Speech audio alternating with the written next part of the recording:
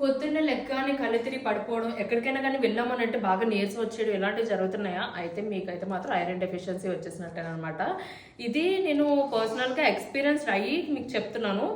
అంటే ఈ మెడిసిన్స్ వాడేయండి, ఆ మెడిసిన్స్ వాడేయండి ఇలాంటివైతే నేను ఏం సజెషన్స్ ఇచ్చాను కానీ, మన కిచెన్‌లోనే మనం రోజు తీసుకుంటున్న వీటిల్లోని కొన్ని బెనిఫిట్స్ గానీ తెలిసాయనంటే మీరు కూడా యూజ్ చేయడానికైతే చాలా బావుంటదనమాట. అయితే చాలా మందికి ఏంటంటే ప్రెగ్నెంట్ లేడీస్కి కానీ లేకపోతే కొంచెం ఏజ్ అవుతుంది అని ఏజ్ అయ్యేంత వరకు అక్కర్లేదు 30+ వచ్చింది అని అంటే మనకి జాయింట్ పెయిన్స్ అని ఇలాంటివన్నీ స్టార్ట్ అవుతుంటాయి కదా.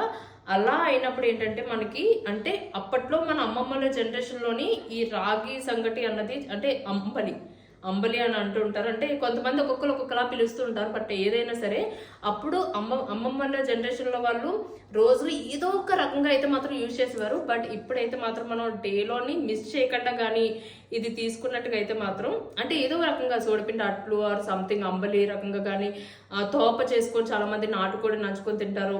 దీంట్లో ఎన్ని బెనిఫిట్స్ ఉన్నాయంటే ప్రోటీన్, ఫైబర్ ఇలాంటివి యాడ్ అవుతూ మనకి ఏంటంటే కాల్షియం, ఐరన్ అంటే ఎందుకు నేను ఇందాకలో కూడా ఐరన్ డెఫిషియన్సీ ఉన్న వాళ్ళకి బాగా యూజ్ అవుతుంది అని అన్నానంటే పర్సనల్గా ఇది ఒకసారి కొన్ని మంత్స్ అన్నది స్టార్ట్ చేయండి. మీకు ఎంత రిజల్ట్ తెలుస్తుందని అంటే చెప్తున్నాను కదా జాయింట్ పెయిన్స్ ఇలాంటివి ఉన్న వాళ్ళకి అది బాగా యూజ్ అవుతుందని చెప్పేసి ఖచ్చితంగా అప్పుడు మీరే నాకు కమెంట్ పెడతారు ఇంకా ఇలాంటివి చెప్తూ ఉండండి అని. సో ఈ అంబలి అయితే మాత్రం మీరు ట్రై చేయడం మానేయద్దే. అండ్ ఈ రకంగానే తాగాలి అని అయితే నేను చెప్పట్లేదు. ఏదో రకంగా డేలో అయితే మాత్రం యాడ్ చేసుకోవడం మర్చిపోతే